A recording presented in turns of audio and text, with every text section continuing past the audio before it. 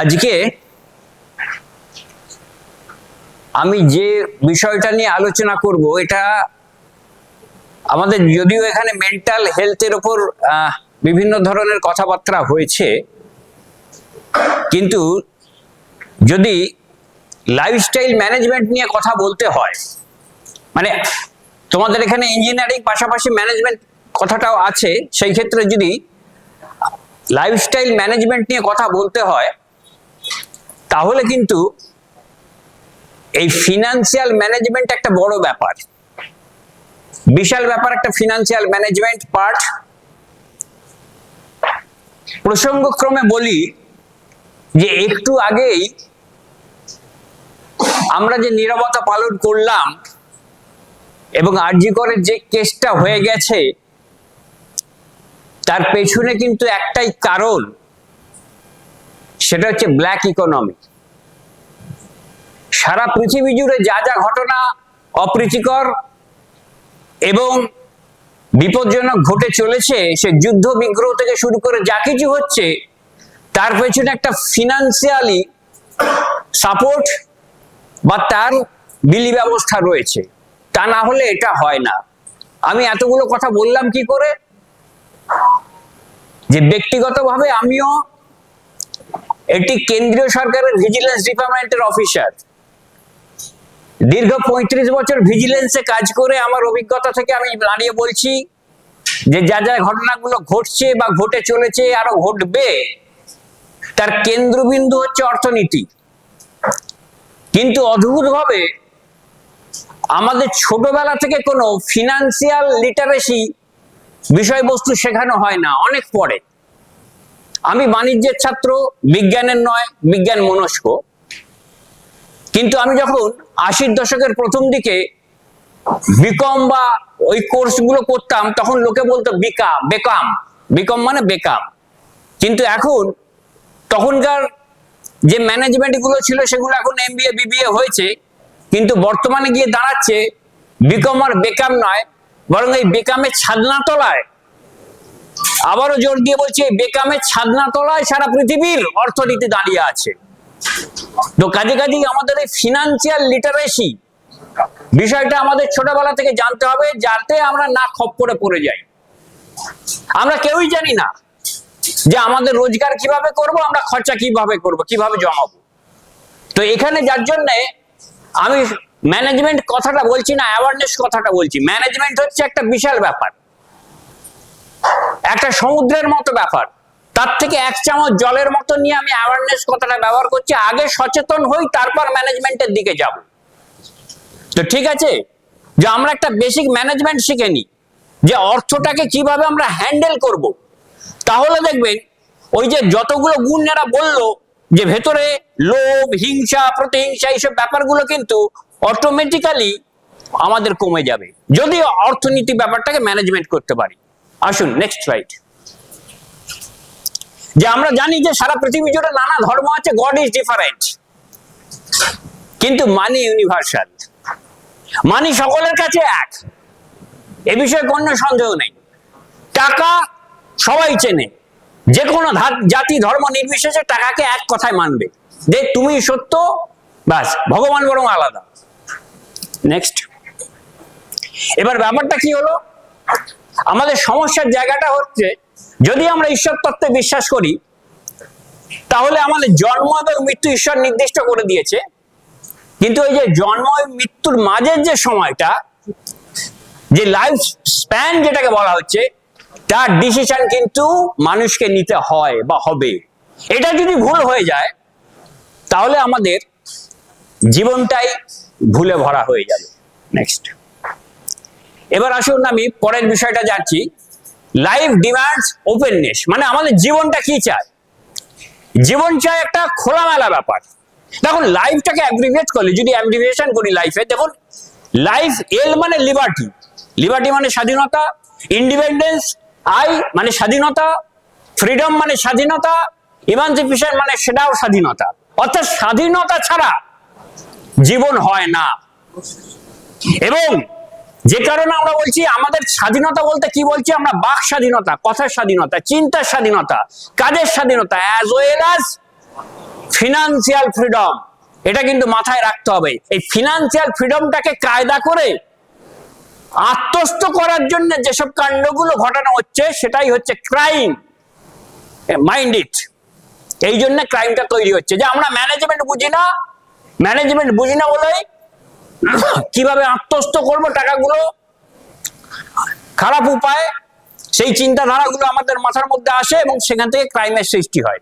Next, এবার আসি আমাদের ওয়েলথ ম্যানেজমেন্ট। খুব সরল ভাষায় বলছি, আমি তো অ্যাওয়ারনেস ম্যানেজমেন্টের কথা আমি এখানে বলছি না।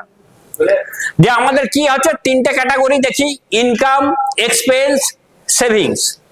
এরপর আরো দুটো জিনিস দাঁড়িয়ে আছে আমাদের মাথার উপর, একটা হচ্ছে ডেট মানে হচ্ছে ঋণ, ধার, এবং একটা হচ্ছে মিস ইউজ। এবং এই দুটো যখন বড় হয়ে যায় তখন কি হয় বলুন তো? দেখা যাক কি হয়, লক্ষ্মী উল্টে যায়। গণেশ উল্টানো মানে কি? লক্ষ্মী উল্টে যায়। যদি আমাদের জীবনে ধার এবং মিস ইউজ অর্থের বেশি হয়ে যায় তাহলে লক্ষ্মী উল্টে যাবে, এটা মাথায় রাখতে হবে। ছোট ছোট ব্যাপার। নেক্সট, এবার recipe of sustainable living through financial literacy. আমাদের যে ফিনান্সিয়াল লিটারেসি অর্থাৎ অর্থনৈতিক যে সাক্ষরতা, অর্থাৎ অর্থনৈতিক যে চিন্তাধারা, এটাকে যদি ডেভেলপ করার জন্য আমাদের কতগুলো জিনিস আমি এখানে ব্যবস্থা মানে বলছি, কতগুলো পয়েন্ট। একটা হচ্ছে, আমি আস্তে আস্তে আসবো, diversification of income, residual income, investment এবং প্যাসিভ ইনকাম। এগুলো কিন্তু বুঝতে হবে, না বুঝলে কিন্তু হবে না। আমি বলি না এটার সঙ্গে কিন্তু কমার্স পড়ার কোনো সম্পর্ক নেই। অনেকে বলে না, ম্যাক্সিমাম লোকই বলে আমি না রাজনীতি বুঝি না। এটা হচ্ছে আমাদের চরম ভ্রান্তামি, সবচেয়ে বড় ভুল। আরে রাজনীতি করতে বলছে না, কিন্তু রাজনীতিটাকে বুঝতে হবে। এবং রাজনীতি বুঝি না বলে তেলের দাম বাড়ছে, চালের দাম বাড়ছে, সবই বাড়ছে, আমরা হা হা করে খালি বসে আছি। ব্যাপারটা হচ্ছে যে অনেকদিন আগে একজনের বন্ধুর বাড়ি গেছিলাম, বড় একটা সোফা আছে, সোফায় দেখি তার একটা অ্যালসেসিয়ান কুকুর শুয়ে আছে। দুজনে কথা বলছি, এমনি ভালো কুকুরটা, মাঝে মাঝে কুই, আবার কথা বলছি, আবার এ করছি, আবার মাঝে কুই, আবার খানিক্ষণ বাদে কথা বলছি, চাটা খাচ্ছি, কুই। আমরা কি রে, এ তো শুয়ে আছে দিব্যি, আবার কুই কুই কুই করছে। তো বলে হবে না, ওখানে একটা পেরেক আছে, যে মানে ওই সোফায় একটা পেরেক আছে, ওইখানে ন্যাচটা পড়ছে, কুই করছে। আমরা তো সরে বসবে না, বলে না সরে বসবে না। সে আমাদেরও সেরকম হচ্ছে, চালের দাম বাড়ছে কুই, গ্যাসের দাম বাড়ছে কুই, ঠিক আছে, তেলের দাম বাড়ছে কুই, পেট্রোল বাড়ছে কুই। আরে সরে বসো না জায়গা থেকে, আমাদের মাইন্ডসেটটাকে চেঞ্জ করো না অর্থনৈতিক ভাবে, সেগুলো আমরা করছি না। তো এই জন্য আমাদের অর্থনীতি ব্যবস্থাটাকে শেখা দরকার। নেক্সট, দেখা যাক আমাদের যে বিজনেস বা চাকরি, উজ্জ্বলদা যেটা বলছিলেন যে চারটে ক্যাটাগরিতে কোয়াড্রেন্টে ভাগ করা যায়। একটা হচ্ছে এমপ্লয়ি, সেলফ প্রফেশন, একটা বিজনেসম্যান এবং ইনভেস্টার। মজার ব্যাপার হচ্ছে এই যে এমপ্লয়ি এবং সেলফ প্রফেশন যারা আছে তারা কোয়াড্রেন্ট এ তে পড়ে, এবং বিজনেসম্যান এবং ইনভেস্টার কোয়াড্রেন্ট বি তে পড়ে। এখন ব্যাপারটা হচ্ছে যে সারা পৃথিবী এরা হচ্ছে মাত্র 15%, এই যে এরা হচ্ছে 85%। এমপ্লয়ি এবং সেলফ প্রফেশন যারা থাকে তারা 85%, তারা কন্ট্রোল করে সারা পৃথিবীর ইকোনমির মাত্র 15%। এবং ওই যে বিজনেসম্যান এবং ইনভেস্টার এরা আবার পার্সেন্টেজে 15%, কিন্তু সারা পৃথিবীর 85% তারা কিন্তু অর্থনৈতিক দখলদারি নিয়ে থাকে। এইটা হচ্ছে সিনারিও, এটা কিন্তু আমাদের মাথায় রেখে চলতে হবে যে ইনভেস্টার এবং বিজনেসম্যান আমাদের অনেক আগেই আচার্য প্রফুল্লচন্দ্র রায় বিজ্ঞানী, তোমরা তো নিশ্চয়ই জানো, তোমরা বিজ্ঞানের ছাত্র, যে বলেছিল যে বাবা চাকরি ছাড়ো ব্যবসা ধরো, যেটা বলছিলেন উজ্জ্বলদা, যে চাকরির পেছনে দৌড়ে একটা সার্টেন জায়গা পর্যন্ত আমি বোঝাবো এখানে যেতে পারি, কিন্তু বিজনেস করলে যে কি হতে পারে সেটা আমাদের এখনো সেই ধারণায় জন্মায়নি। নেক্সট, এই যে আমি কোয়াড্রেন্ট এ দেখাচ্ছি, ইনকাম। নেক্সট, এটা হচ্ছে একটা কোয়াড্রেন্ট, মানে ইনকামটা একটা সময় উঠে এক জায়গায় ফ্রিজ হয়ে গেল এবং সেটা রিটায়ার লাইফ হয়ে গেল, তারপর আস্তে আস্তে নামতে শুরু করলো, আর ইনকাম নেই। নেক্সট কোয়াড্রেন্ট দেখায়, বাড়ছে বাড়ছে বাড়ছে। এবার হচ্ছে আমার বয়স বাড়ার সাথে সাথেও কিন্তু ইনকামটা বাড়তে থাকছে। এই দুটো কোয়াড্রেন্ট, একটা হচ্ছে এমপ্লয়ি, একটা হচ্ছে বিজনেসম্যান। এতক্ষণ যেটা বলছিলাম যে বিজনেসম্যান যদি ঠিক ঠিক বিজনেস করে তাকে আর দেখতে হবে না, দিনের পর দিন তার যে ইনকামের যে মাত্রা সেটা বাড়তেই থাকবে বাড়তেই থাকবে। কিন্তু চাকরিজীবীদের ক্ষেত্রে একটা জায়গা পর্যন্ত যাবে এবং তারপর সেটা আস্তে আস্তে আবার ড্রপ করবে একটা জায়গায় পৌঁছে। যেটা বলছিল যে আমরা যারা ব্যবসা করে তাদের আন্ডারে চাকরি করি, ওই ব্যবসাদারদের কিন্তু ওই সেকেন্ড কোয়াড্রেন্ট বিতে তারা দাঁড়িয়ে আছে, আর আমরা যারা চাকরি করতে যাব ব্যবসাদারদের কাছে তারা কিন্তু কোয়াড্রেন্ট এ তে দাঁড়িয়ে আছে। নেক্সট, এইবার দেখুন একটা জিনিস দেখেন, যে ইনফ্লেশন নিয়ে আমাদের একটা ব্যাপার আছে, মুদ্রাস্ফীতি। ব্যাপারটা কি, যে ধরা যাক 1940 সালে যে জিনিসটার দাম 10 টাকা ছিল, 1960 সালে সেটা 100 টাকা হয়ে গেছে। এরপর 1980 সালে সেটা গিয়ে দাঁড়ালো 1000 টাকা, 2000 সালে 10,000 টাকা এবং 2020-তে 1 লাখ টাকা। তো এইটা হচ্ছে মুদ্রাস্ফীতি। আমরা বলছি না দাম বাড়ছে, দাম হচ্ছে, এইসব ব্যাপারগুলো মানতে হবে, যুগের সাথে তাল মেলাচ্ছে।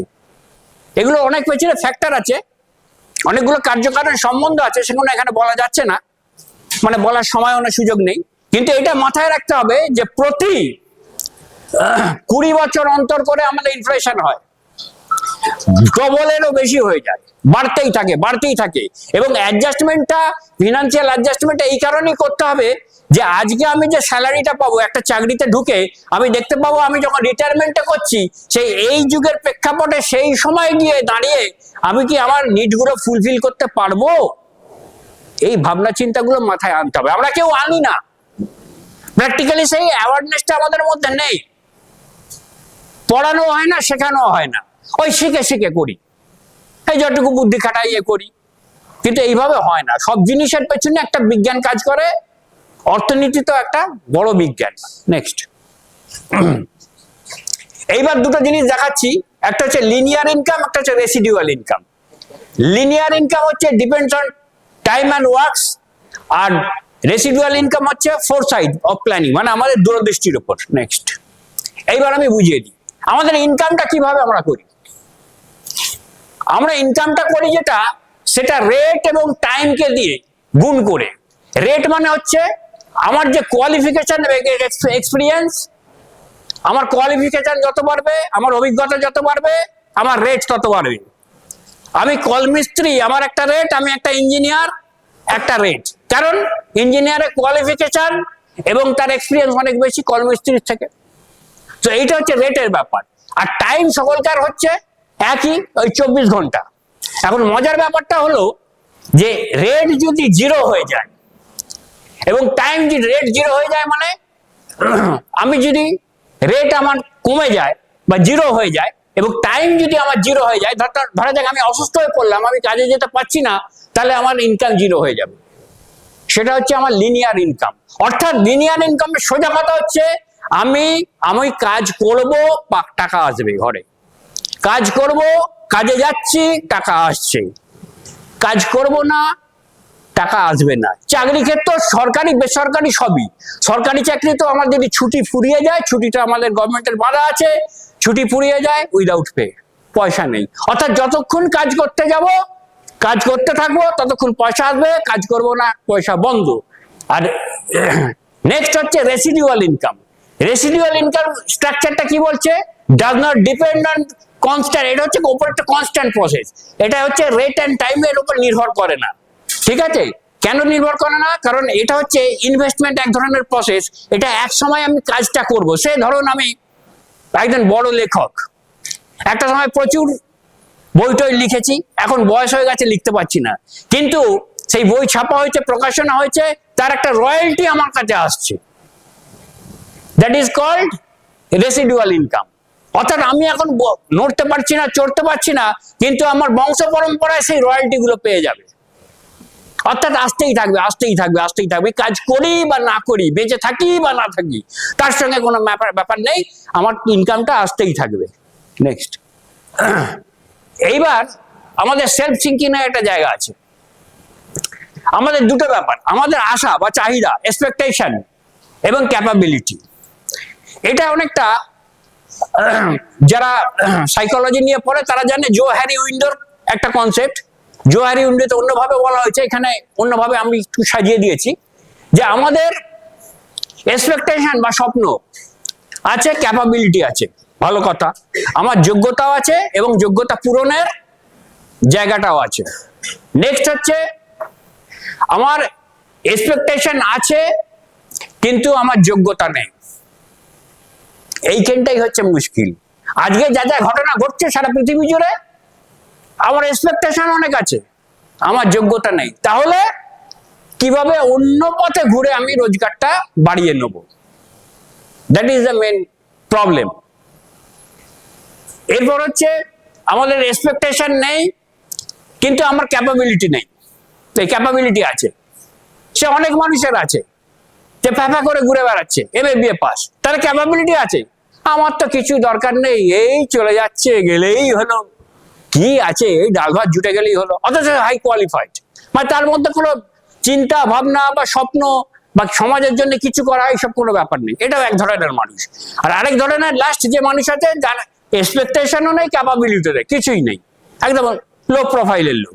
তো এই চারটে টাইপের মানুষ আমরা সারা পৃথিবীতে দেখতে পাই, এবং পুরো ইকোনমিক্যাল স্ট্রাকচারটা এই চার ধরনের মানুষের উপর ঘোরাফেরা করে। নেক্সট, এবার ধরুন নিড অ্যানালাইসিস। আমি খুব দ্রুত বলছি, সময় কম। আমাদের নিড অর্থাৎ প্রয়োজনকে কিভাবে আমরা ম্যানেজ করব, ম্যানেজমেন্ট, নিড ম্যানেজমেন্ট কিভাবে হবে? যে কিছু কিছু নিড আছে আমাদের ফুলফিল করতেই হবে। আমার যদি সংসারী হয়ে থাকে, ছেলে মেয়েকে আমাকে যেখানেই হোক যেভাবে হোক পড়াশোনার পয়সা জোগাড় করে দিতেই হবে, এটা হচ্ছে must be fulfilled. Which need to B মেট, অর্থাৎ দরকার পড়লে আমি করব।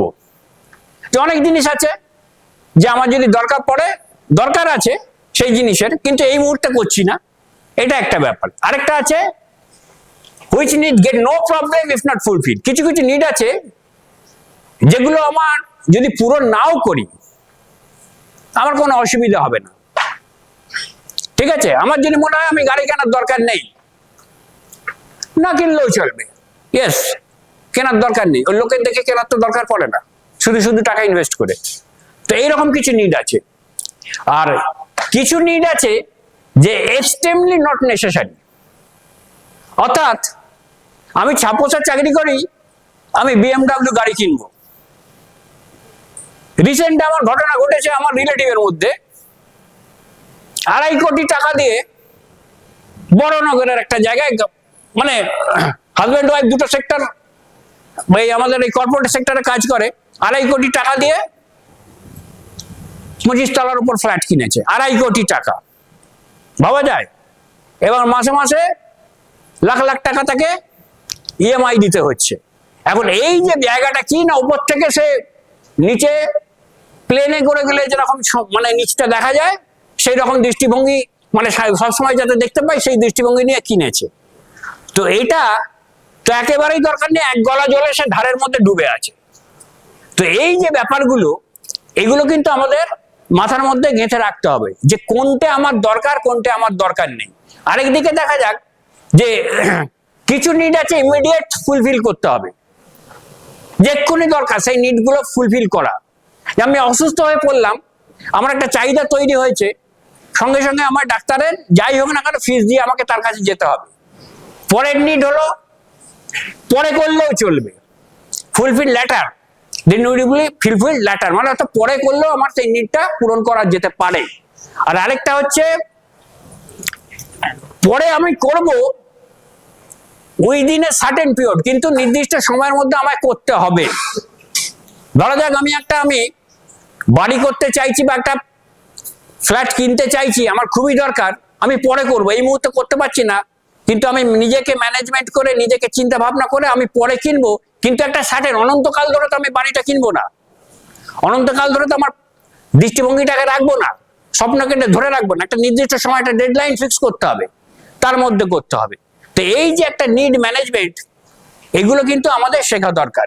আমি জানি ব্যাপারটা হয়তো একটু মাথায় বোধগম্য হচ্ছে না, কারণ অর্থনীতি ব্যাপারটা বুঝি না তো, আমরা আয় করছি ব্যয় করছি হয়ে গেল মিটে গেল, কিন্তু তার পেছনে যে একটা ইনফ্রাস্ট্রাকচার আছে সেই বিষয়টা আমরা কিন্তু জানি না। নেক্সট, এবার দেখা যাক income structure per head and diversified. মানে ধরা যাক এটা আমি বলছি যে তিনটে আমি স্ট্রাকচার দেখাচ্ছি, একটা হচ্ছে পুয়ার ইনকাম স্ট্রাকচার, একটা হচ্ছে poor but better income structure, একটা প্রপার ইনকাম স্ট্রাকচার। ধরা যাক একটা ফ্যামিলিতে আর্নিং মেম্বার একজন, ধরা যাক তার নাম মানব, সে রোজগার করছে, ইনকাম সোর্স একটা, এটা হচ্ছে পুয়ার। কোনো কারণে এই লোকটা যদি ইনকাম না করতে পারে তাহলে কিন্তু পুরো ফ্যামিলিটা রুইন্ড হয়ে যাবে। বোঝা গেল? এটা হচ্ছে পুয়ার ইনকাম স্ট্রাকচার। এইগুলো বুঝে নিতে হবে ছাত্র অবস্থায়, বুড়ো বয়সে বুঝলে হবে না। বুড়ো বয়সে বুঝলে কিছু হবে না, এখন থেকে গড়ে তুলতে হবে যে অর্থনৈতিক পরিকাঠামো। ওই জন্য মানে শেষ বয়সে গিয়ে সেভিংস করলে হবে না, চাকরি শুরুর আগে থেকে করতে হবে, মাথায় চিন্তাধারাগুলো ঢোকাতে হবে। এটা হচ্ছে পুয়ার ইনকাম স্ট্রাকচার। নেক্সট হচ্ছে poor but better income structure, যেটা কি হচ্ছে যে ওই একইভাবে একজন ফ্যামিলির একজন আর্নিং মেম্বার, সে কি করছে যে তিনটে সোর্স, মানে সে একটা মাঝে চাকরি করছে এবং সকালবেলা একটা পার্ট টাইম জব করছে, বিকেলবেলা একটা পার্ট টাইম জব করছে, সে তার এফিসিয়েন্সি আছে করার। মানে এটা হচ্ছে পুয়ার বাট বেটার, মানে সেটা একটা সোর্সের উপর সাথে ইনকামটা দাঁড়িয়ে নেই, আরো দুটো সোর্স পাশাপাশি আছে, যে কোনো কারণে যদি একটা হ্যাম্পার হয় বাকি দুটো দিয়ে সে চালিয়ে নিতে পারবে। এবং 3 নম্বরটা হচ্ছে প্রপার ইনকাম স্ট্রাকচার, হচ্ছে একটা ফ্যামিলিতে ধরা যাক আর্নিং মেম্বার, এখন অনেকে বলে না যে স্বামী স্ত্রী চাকরি করছে, পুরানো লোকরা বলো বউয়া চাকরি করছে, এমনি হয় না অমনি, ব্যাপারটা তা না। ব্যাপারটা হচ্ছে কি এখনকার যুগের প্রেক্ষাপটে মানব, ধরা যাক তার মিসেস মানবী, দুজন আর্নিং মেম্বার একটা ফ্যামিলিতে দুজন। এবার ধরা যাক সোর্স অফ ইনকাম মানব, আমি যেটা বললাম 1 2 3 তিনটে সোর্স অফ ইনকাম মানবের, এবং মানবীয় দেখছি অন্য একটা, সে একটা স্কুল টিচার করে এবং বাড়িতে বসে এমব্রয়ডারি বা সব কাজ করে রোজগার করে, তার মানে এতগুলো 5খানা সোর্স দাঁড়ালো, সেটা একটা প্রপার ইনকাম স্ট্রাকচার। কোনো কারণে 2টো বা 3টে যদি সোর্স বন্ধ হয়ে যায় বাকিগুলো দিয়ে অ্যাটলিস্ট সে সংসারটাকে চালিয়ে নিতে পারবে, দ্যাট ইজ দ্য পয়েন্ট। এই কারণেই বলা হচ্ছে যে আজকে প্রপার ইনকাম স্ট্রাকচারে স্বামী এবং স্ত্রী দুজনেই রোজগার করা দরকার। নেক্সট, এবার আমি একটু পার্সোনাল মানি ম্যানেজমেন্টে বলছি, যে লাইফের এখানে একটা লাইফের ব্যাপার আছে,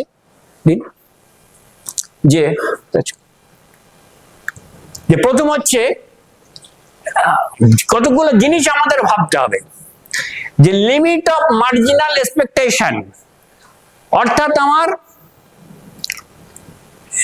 যে আশা আকাঙ্ক্ষার যে প্রান্তিক সীমাবদ্ধতা, আমি কতটা আশা করব, যেটা একটু আগে বললাম, এটা ভেবে নিতে হবে। যদি না ভাবি, আমার ক্ষমতা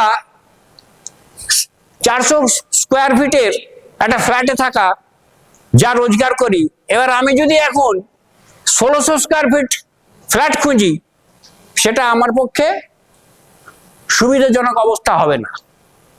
এই জন্যে যে মার্জিনাল যে এক্সপেকটেশন, সেটা কিন্তু ভালোভাবে আমাদের খেয়াল করতে হবে, এরপর আর যাওয়া যাবে না। এটাই হচ্ছে অ্যাওয়ারনেস। নেক্সট হচ্ছে ইম্পালসিভ এক্সপেন্সেস, মানে হঠকারিতা। এখন তো আর টাকা ক্যাশ নিয়ে কেউ বেরোয় না, কার্ড থাকে, ওয়ালেট থাকে, যে কোনো বিগ বাজার বা এরকম শপিং মলের এইটাই সুবিধে, যে একটা দেখতে গিয়ে আরেকটা পছন্দ হয়ে গেল, ইম্পালসিভ বাইং, যে আমি কিনে ফেললাম, হয়তো ওটা আমার দরকার নেই, আমি কিনতে গেছি গামলা, দেখলাম এটা একটা হাঁসের মুখ দিয়ে কি সুন্দর বালতি, নে কিনে নে চ। যে এই যে ব্যাপারগুলো, এরা কিন্তু যারা ব্যবসাদার তারা কিন্তু টোপ ফেলে রেখেছে, তারা বোঝে ইকোনমিটা আমাদের থেকে অনেক অনেক অনেক বেশি বোঝে, যার ফলে তারা জানে যে আমাদের চাহিদা কি, এবং আমাদের চাহিদা পূরণ করে তারা তাদের চাহিদা পূরণ করে নিচ্ছে। That is the point. এরপর হচ্ছে ফিনান্সিয়াল ক্যাপাবিলিটি, আমার যোগ্যতা কতটা, ফিনান্সিয়ালি আমার যোগ্যতা কতটা, এটাকে আমি বুঝতে হবে, আমি কতটা রোজগার করি, এবং এসেন্সিয়ালিটি অফ টেকিং ডেট, এবং লোন নেওয়ার যে ক্ষমতা, এটাও আমাদের জেনে নিতে হবে। আমি একটা জাস্ট উদাহরণ দিচ্ছি, যে ধরা যাক এখানে নিচে আমি দিয়েছি, আমি ব্যাখ্যা করে দিচ্ছি যে কিভাবে আমি ইনকামটাকে মেজার করব। ধরা যাক আমাদের গ্রস ইনকাম, আমাদের তো গ্রস ইনকাম মানে যে আমি একটা জায়গায় চাকরি করছি, সেখান থেকে একটা গ্রস ইনকাম পাচ্ছি, একটা মাইনে পাচ্ছি, স্যালারি পাচ্ছি। সেই স্যালারিটা নিট ইনকাম কিভাবে হবে, সেখান থেকে ট্যাক্স, ইনকাম ট্যাক্স বাদ দিয়ে যেটা দাঁড়ালো সেটা হচ্ছে আমার নেট ইনকাম। এইবার নেট ইনকাম হলে সব খরচ করো তা তো নয়, আমাকে কিছুটা সেভিং করতে হবে।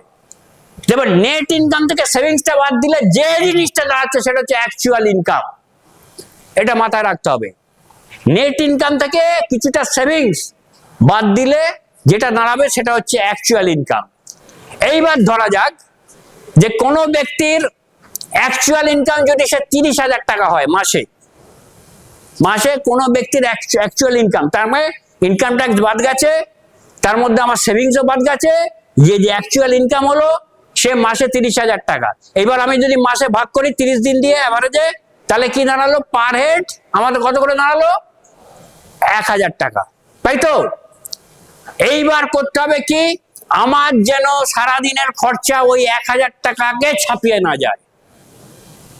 এটাই হচ্ছে অ্যাওয়ারনেস, যে আমার পার ডে খরচ করার ক্ষমতা 1,000 টাকা, এটাকে যেন আমি না ক্রস করি। ধনী লোকেরা কিন্তু ক্রস করে না, এটা মাথায় রাখতে হবে, তারা অন্য কায়দা আছে। যত ঝামেলা মধ্যবিত্তকে নিয়ে, আমি আসছি পরে, মধ্যবিত্তকে নিয়ে যত, আমি যে কথাগুলো বলছি সবই মধ্যবিত্তকে কেন্দ্র করে, আমি আসছি পরে কিভাবে হচ্ছে।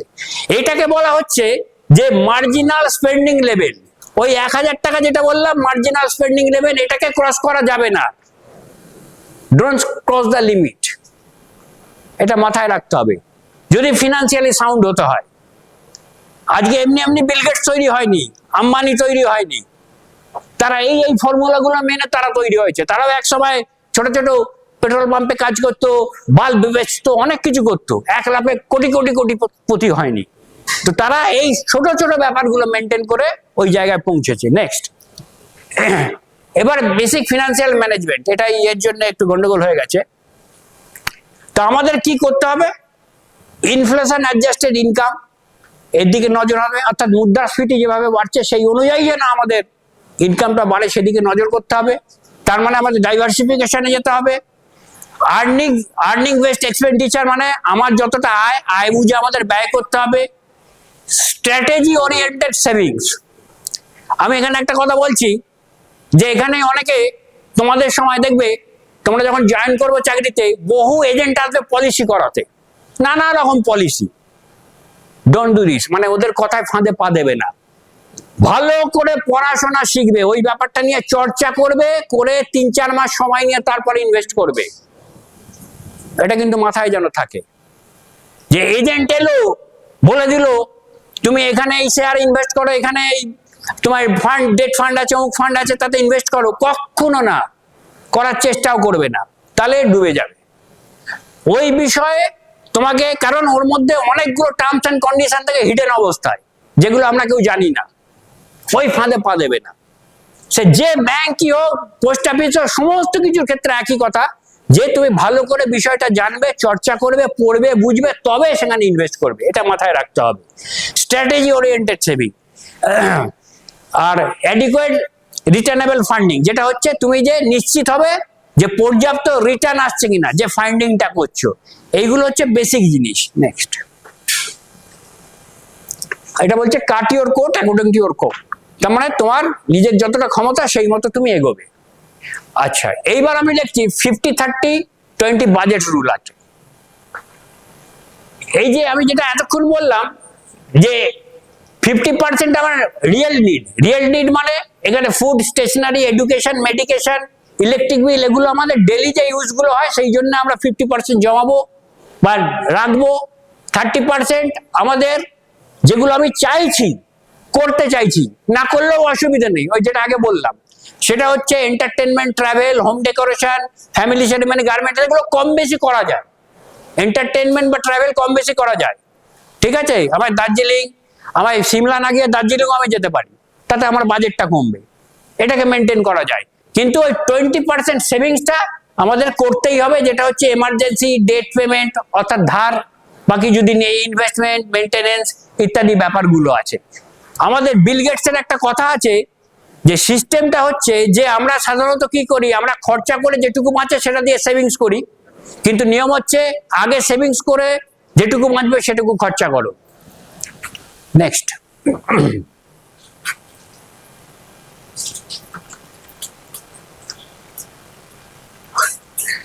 এইবার এইটা হচ্ছে এই স্লাইডের সবচেয়ে ভাইটাল বিষয়, সবচেয়ে ভাইটাল বিষয়, স্ট্যাটাস ভার্সেস কনজুমারিজম।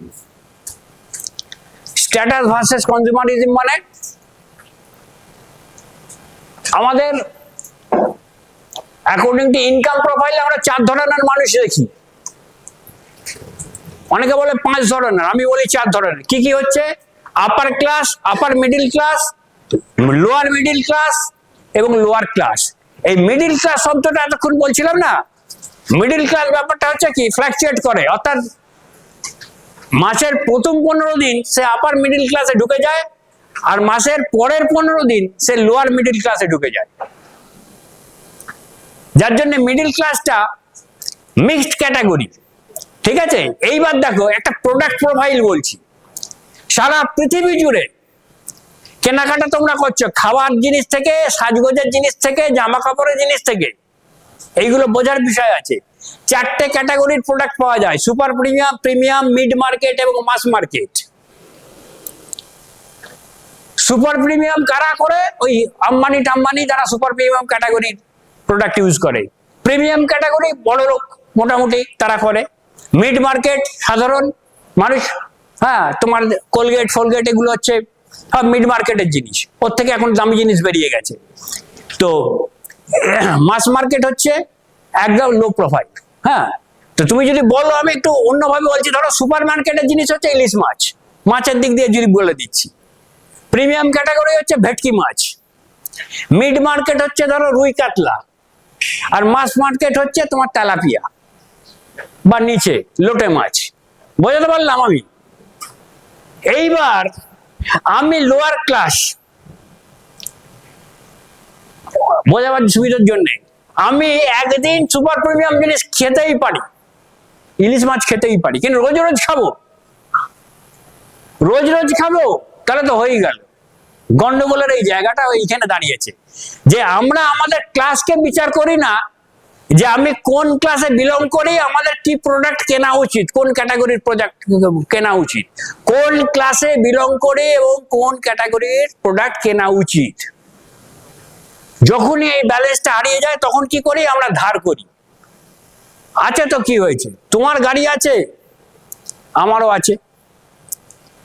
এই যে ব্যাপার আকাঙ্ক্ষা, যে এক্সপেকটেশন, আমি কিছুদিন আগে বলেছিলাম যে জাকির সাহেব আমার খুব বন্ধু, পরিচিত বহু দিনে। জাকির সাহেব একটা সুন্দর গাড়ি আছে, ঠিক দারুণ গাড়ি। তো আমি গভর্নমেন্ট এমপ্লয়ি, আমিও গভর্নমেন্ট অফিসার, আমি চাইলেই গাড়িটা কিনতে পারি, ওর থেকে ভালো গাড়ি কিনতে পারি, এক্সপেকটেশন আছে আমার, চাইলেই পারি। কিন্তু মজার ব্যাপার হলো জাকির সাহেবের একটা সুন্দর জিনিস আছে, ওই একটা ডক্টরেট পিএইচডি করেছে, সেই ডিগ্রিটা, সেইটার জন্য আমার আকাঙ্ক্ষা নেই, ইচ্ছে নেই। কেন বলো তো? কেন? সেই পিএইচডি ডিগ্রিটার জন্য আমার ইচ্ছে নেই। কেন? কারণ ব্যাক অফ দ্য মাইন্ডে জানি যে ওটা ইএমআই দিয়ে কেনা যায় না, পিএইচডি ডিগ্রিটা ইএমআই দিয়ে কেনা যায় না। আমি বোঝাতে পারছি জিনিসটা, যে এই যে আকাঙ্ক্ষা, এই ব্যাপারগুলো কিন্তু সংযত হতে হবে। আমি কি ধরনের মানুষ, আমি কি চাইছি, ওই যে বললাম, হ্যাঁ কর্পোরেট সেক্টরে চাকরি করে, সে 2.5 লাখ টাকা দিয়ে ফ্ল্যাট কিনে বসে আছে, সুপার প্রিমিয়াম ক্যাটাগরির একটা। তো এই যে ব্যাপারগুলো, এবার সে 1 গড়া জলে, তাকে 2.5 কোটি মানে তাকে 5 কোটি টাকা দিতে হবে, হিসেব করে তাকে 5 কোটি টাকা শেষ সময় দিতে হবে, মানে ওই যতদিন ধরে তার মানে ইনভেস্টমেন্ট ওই এটা চলবে আর কি। তো এই যে ব্যাপারগুলো, এগুলো আমার মাথায় রাখতে হবে, আমার ক্লাসটা জানতে হবে। মাঝে মধ্যে আমি ইউজ করতে পারি, কিন্তু ওটাকে আমরা হ্যাবিট করে আমার যদি চেষ্টা করি, তাহলে কিন্তু আমার ধার দেনা করে আমাকে নিঃস্ব হয়ে যেতে হবে। মানে অন্যকে দেখানোর জন্য কিন্তু এইভাবে লাইফস্টাইল ম্যানেজমেন্ট করা ঠিক না। নেক্সট, এবার ক্যাটাগরি এক্সপেন্সেস। আচ্ছা, কারোর বোর লাগছে না তো? অসুবিধা হচ্ছে না তো? গলায় আওয়াজ নেই, আওয়াজ কোথায়? তো এখানে আমি দেখাচ্ছি যে কতগুলো এক্সপেন্সেস হয়। ক্যাটাগরি হচ্ছে, একটা হচ্ছে জাস্টিফাইড, মানে ঠিকঠাক এক্সপেন্সেস। আমি জানি যারা সংসারী লোক তারা শুনছে, যারা সংসারী নয় তারা ভাবছে কি হবে, তখন দেখা যাবে। হ্যাঁ, তারা শুনছেন। তো এইটা হচ্ছে। এরপর হচ্ছে প্যাশনাল। প্যাশনাল মানে নেচার বা অবসেশন। এটা এক ধরনের এক্সপেন্সেস। যে অনেকের থাকে না, কেনাকাটা, ভাই চলো আজকে অফিস থেকে ফিরছি, চলো এক প্যাকেট চাউমিন কিনে নিয়ে যাই, বা KFC থেকে ওই চিকেন বার্গার কিনে নিয়ে যাই, অনেকের থাকে। এটা হচ্ছে এক ধরনের মানে প্যাশনাল একটা অবসেশন বা নেচার, প্রকৃতি থাকে এই ধরনের একটা। আরেকটা হচ্ছে ইম্পালসিভ, মানে অন্যের দেখে, যে তোমার একটা ফ্ল্যাট হয়েছে আমার একটা হোক, তোমার একটা টিভি হয়েছে আমার একটা হোক, তোমার মাইক্রোওভেন হয়েছে তার থেকেও যদি ভালো কিছু থাকে আমার একটা হোক। তো এই যে ব্যাপারগুলো। আর আরেকটা হচ্ছে যে কনসপিকিউয়াস। কনসপিকিউয়াস কনজাম্পশন হচ্ছে কম্পেয়ারিং, ওই যেটা বললাম, এটা তো ইনস্ট্যান্ট হচ্ছে, আর দেখে তোমার আছে আমার তার থেকে ভালো করতে হবে, কম্পেয়ার করে। কনসপিকিউয়াস কনজাম্পশন রবীন্দ্রনাথ অনেক আগে বলে গেছে, এটা বিলাসের ফাঁদ। যারা রবীন্দ্র চর্চা করে পড়ে তারা এসব জানে যে বিলাসের ফাঁদ কথাটা রবীন্দ্রনাথের দেয়া, এবং পরবর্তীকালে আমাদের এখানে কনসপিকিউয়াস কনজাম্পশন মানে ইকোনমিতে এটা বলা হয় যে বিলাসের ফাঁদ, আমি বিলাসিতা দেখাবো। হ্যাঁ, সেই দেবেন্দ্রনাথ ছিল, সে ঘোড়ার যেতে আতর মাখাতো, দামি দামি আতর, সে তার ছিল, সে মাখাতো। তা আমি যদি আতর মাখাতে যাই, যে আমার যে কি কাতর অবস্থা হবে, যে বোঝার উপায় থাকবে না। তো এই যে ব্যাপারগুলো। এবং আরেকটা হচ্ছে এমার্জেন্সি সিচুয়েশন, যে এমার্জেন্সি এক্সপেন্সেস, এগুলো করতেই হবে। কিন্তু এই যে যেগুলো বললাম যে ইম্পালসিভ এবং কনসপিকিউয়াস, এই দুটোকে আমাদের নিয়ন্ত্রণে রাখতে হবে। নেক্সট, এইবার হয়ে যায় কি, যে যেটা বললাম যে আমার ইনকামটা মাঝখানে একটুখানি সিটি ডিস্কের মতো মাঝের অংশটা, আর বাকিটার জায়গা ড্রিম। এবার ড্রিম তো বড় ইনকামের চেয়ে, তাহলে কি করতে হবে? তাহলে আমার লোন এবং সেভিংস এক ধার করব, আর যা কিছু জমা ছিল বউয়ের কথা কি করলে, দে ওখানে ইনভেস্ট করে দে, বউ বলেছে আর কিছু করার নেই, ওর মধ্যে দিয়ে দাও, সব হয়ে গেল, আমার ড্রিম ফুলফিল। এদিকে আমার যে আসল ড্রিম যে কি হবে সেটা মানে ওপরওয়ালাই জানে। তো এই হচ্ছে আমাদের ক্যাটাগরি, যে ইনকাম যতটা তার থেকে ড্রিম অনেক বড়, এবং ড্রিমটাকে পূরণ করার জন্য আর লোন থেকে খানিকটা নিই এবং খানিকটা সেভিংস থেকে নিয়ে সেটা পূরণ করার চেষ্টা করি। নেক্সট, এইবার এডস কথা মানে কি? এডস এর অন্য মানে আছে, এখানেও একটা কমার্সের ভাষায় বলে অ্যাকোয়ার্ড ইনকাম ডেফিসিয়েন্সি সিনড্রোম। সেটা কেন হচ্ছে? যেটা লাইবিলিটি ফর লোন, ধার করার ওপর যে লাইবিলিটি, সেটা কিন্তু সাংঘাতিক ব্যাপার। পাওনাদার খুঁজে বেড়াচ্ছে, কোথায় গেল কোথায় গেল কোথায় গেল। হ্যাঁ, কত হচ্ছে, কাগজে দিচ্ছে, বাড়ি বন্ধক রেখে দিয়েছে, সে পালিয়ে গেছে বাড়ি থেকে, ব্যাংকের লোক এসে তালা মেরে চলে গেল। তো এই জিনিসগুলো আমাদের মাথায় রাখতে হবে। ইম্পালসিভ এক্সপেন্সেস যে কথাটা বললাম, ফিনান্সিয়াল ইগনোরেন্স, আমরা কোনো কাজের জন্য প্ল্যানিং করি না। বাড়িতে সব সময় একটা তোমরা অভ্যেস করবে, যদি না থাকে বাড়িতেও শেখাবে, একটা করে খাতা রাখবে, রোজ ডেলি যে এক্সপেন্ডিচার হচ্ছে, যেটা খরচাটা হচ্ছে, সেটাকে যেন সে লিখে রাখে, বা তোমরা উদ্যোগ নিয়ে লিখবে। যত বড় বড় মানুষ হয়েছে, সে যে বিষয় গুণী গানি, গান নাচ যা যা বিষয় হয়েছে, প্রত্যেকে একটা করে খেরোর খাতা রাখে, জানে তো? খেরোর খাতা, এখন তো নোটপ্যাড হয়েছে, তখন খেরোর খাতা, রবীন্দ্রনাথ থেকে সত্যজিৎ রায় থেকে প্রত্যেকে, শঙ্খ ঘোষ সবই, যত বড় বড়, বুদ্ধদেব ভট্টাচার্য মারা গেলেন, তারও একটা খেরোর খাতা ছিল। তো এই যে লিখে রাখা, যে আমার ডেইলি রুটিনটা বা যা কিছু হোক না কেন লিখে রাখা, এই একটা পদ্ধতি। সেরকম আমাদের ওই যে লিখে রাখা, ফিনান্সিয়াল প্ল্যানিং, মানে কতটা খরচা হয়েছে বুঝতে না পারলে মাথায় কিছু থাকে না, লিখে রাখতে হয়।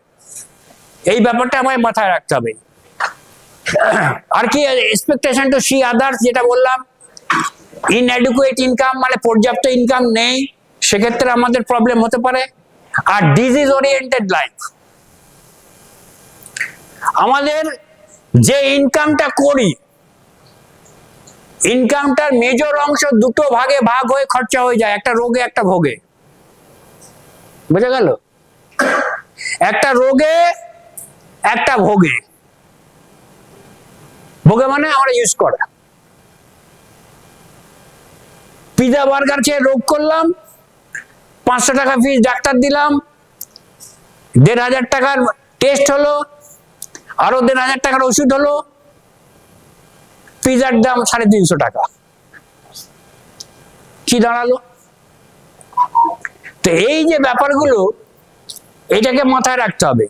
এবং প্রত্যেকেই জানে যে এখন দিন দিন যেভাবে জীবনযাপন আমাদের এগোচ্ছে, তার একটা বড় অংশ কিন্তু আমাদের মেডিকেশনে চলে যাচ্ছে।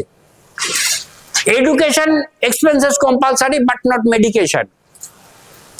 মেডিকেশনটা আমরা ডেকে আনছি, ওই খরচাটাকে তৈরি করছি, জেনারেট করছি। এগুলো আমাদের অ্যাওয়ারনেসের, ফিনান্সিয়াল অ্যাওয়ারনেসের পার্টে পড়ছে। নেক্সট, এবার সমস্যা হচ্ছে ওই যে যেটা বললাম, আমার এক্সপেকটেশন, আমার রিয়েলিটি হচ্ছে কুড়ে ঘরের যোগ্যতা, আমার এক্সপেকটেশন হচ্ছে ও আমি হাই রাইজ বিল্ডিং এ থাকবো। এই যে মাঝের যে গ্যাপ প্রবলেম, এটাই হচ্ছে আমাদের ফিনান্সিয়াল যে অর্থনীতির যে সমস্যা মূল। নেক্সট, এবার লোন ডেট। এবার দেখো, ধার সকলেই করে, বড় লোকও করে, গরিব লোকও করে, কিন্তু ব্যাপারটা আছে এইখানে যে upper class take loan to generate money, money generate করা। আদানি আম্বানি কখনো ধার করে হ্যাঁ শখ মেটানোর জন্য নয়। আজ পর্যন্ত শুনেছো? আদানি আম্বানি শখ মেটানোর জন্য করে না, তারা টাকাটাকে জেনারেট করার সিস্টেম জানে এবং সেই ধার নিয়ে সেই টাকাটাকে জেনারেট করবে বলে। মিডিল ক্লাস কি করে? Take loan to maintain status, স্ট্যাটাসটাকে ধরে রাখার জন্য মিডিল ক্লাসের লোক, ওই জন্য সে লোন নেয়। আর lower class take loan for fulfil actual need, মানে ওদের সত্যি সত্যিই অভাব, যে লোয়ার ক্লাস আছে সেই অভাব, চালা ভেঙে গেছে, পাশের টিউবওয়েল খারাপ হয়ে গেছে, তো এইগুলো সারাবার জন্য বা তার একদম বেসিক যে নিড, অ্যাকচুয়াল যে নিড, সেটা ফুলফিল করার জন্য গরিব লোকেরা যায়। একমাত্র ওই যেমন সমস্যার জায়গার কেন্দ্রবিন্দু হচ্ছে মিডিল ক্লাস, এবং তারা নেয় স্ট্যাটাস দেখানোর জন্য। একদম 100% এই বিষয়ে কোনো ভুল নেই। তো আমরা কোন ক্লাস, ওই যেটা বললাম, বিলং করছি, সেটা জেনে নিয়ে হ্যাঁ আমরা চেষ্টা করব যে আমার স্ট্যাটাস মেনটেন করার জন্য আমাদের লোন যেন না করতে হয়। নেক্সট, মোটামুটি শেষের দিকে এসে গেছি। Tips of financial development. কি করতে হবে? আমাদের ফিনান্সিয়ালি ওয়াইজনেস হতে হবে, socio economic and political literacy. আমাদের জাগতিক হচ্ছে অর্থনৈতিক সমস্যার একটা বড় কারণ কিন্তু আমাদের রাজনৈতিক। এইটা আমরা রাজনীতি করার দরকার নেই, কিন্তু চিন্তা ভাবনাগুলো মাথায় নিতে হবে, একটু পড়াশোনা করতে হবে, পলিটিক্যাল সায়েন্স নিয়ে একটু চর্চা করতে হবে, পড়তে হবে। Inflation adjusted income and income diversification. আচ্ছা, ইনফ্লেশন অ্যাডজাস্টেড ইনকামটা আমি বলছি যে কেন আমরা যে আয়গুলো করি না এপি সিরিজে, এপি সিরিজ মানে অ্যারিথমেটিক্যালি প্রগ্রেস, আর জিপি হচ্ছে আমাদের যে খরচাগুলো হচ্ছে বা ইনফ্লেশন হচ্ছে জিওমেট্রিক্যালি প্রগ্রেস। অ্যারিথমেটিক্যালি প্রগ্রেস মানে 1, 2, 3, 4 এইরকম করে আমাদের ইনকামগুলো বাড়ছে, আর জিওমেট্রিক্যালি প্রগ্রেস মানে হচ্ছে 1, 2, 4, 8, 16, বুঝতে পারছি এইভাবে। তো কাজে কাজেই যদি মনে করে যে চাকরি করে ওই জিপিটাকে ধরবো, চাকরির মান হচ্ছে এপিতে আর আমাদের ইনফ্লেশন হচ্ছে জিপিতে, চাকরি করে আমি কখনো ওই জিপির মানটাকে ধরতে পারবো না, এটা কমার্সের ভাষা। জিপির মানটাকে ধরতে গেলে আইদার ডাইভার্সিফিকেশন নয় বিজনেস, যেটা উজ্জ্বলদা বললেন, আইদার ডাইভার্সিফিকেশনে যেতে হবে, না হলে বিজনেস করতে হবে, তবে আর জিপির মানটা ছাড়া যাবে। বোঝা গেল? আচ্ছা, spend according to income and get used under status, মানে আমার যে স্ট্যাটাস আছে তার নিচে, আমি যদি আপার মিডিল ক্লাস হই, আমি যদি লোয়ার মিডল ক্লাসের যে প্রোডাক্টগুলো আছে সেগুলো ব্যবহার করলে আমি কিছুটা সঞ্চয় করতে পারবো। কিন্তু আমি লোয়ার মিডল ক্লাসে দাঁড়িয়ে আপার মিডল ক্লাসের জিনিস যদি অনেক কেনার ধান্দা করি বা চিন্তা ভাবনা করি, তাহলে কিন্তু আমাদের ডেফিসিয়েন্সি তৈরি হয়েই যাবে। এগুলো আমাদের মাথার মধ্যে রাখতে হবে। আর যেটা বলছে বিজনেস টাইপ ইনকাম অ্যাটিটিউড, মানে মানি জেনারেট করা, মানি আর্ন না। এর জন্য ইনভেস্টমেন্ট একটা বড় ব্যাপার আছে। ওই যেটা বললাম শিখে করতে হবে। লোকের কথা দালাল বললো আমি ঢুকিয়ে দিলাম, টাকা ইনভেস্ট হয়ে গেল, ওইভাবে হয় না। ইনভেস্টমেন্ট শিখতে হয়, একটা প্রসিডিওর, একটা সিস্টেম। এবং আরেকটা কি হচ্ছে যে বাজেট প্ল্যানিং। আমরা কেউই বাজেট করি না। এর আগে একটা সেমিনারে উজ্জ্বলদা সুন্দরভাবে একটা বাজেটের কথা বলেছিল, যে জীবনের সব ক্ষেত্রেই একটা বাজেট দরকার আছে। যে বাজেট প্ল্যানিং না করেই আমরা কিন্তু সমস্ত কাজগুলো করার চেষ্টা করি, এটা কিন্তু আমাদের একটা রং ডিসিশন হয়। নেক্সট দিন পুরো দিন।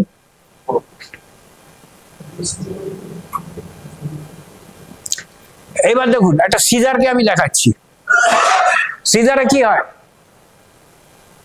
কাটা কাঁচি। এইবার দেখুন সিজারের একটা ব্লেড হচ্ছে ওয়াইজনেস, বিচক্ষণতা, আরেকটা ব্লেড হচ্ছে ফোরসাইট, দূরদৃষ্টি।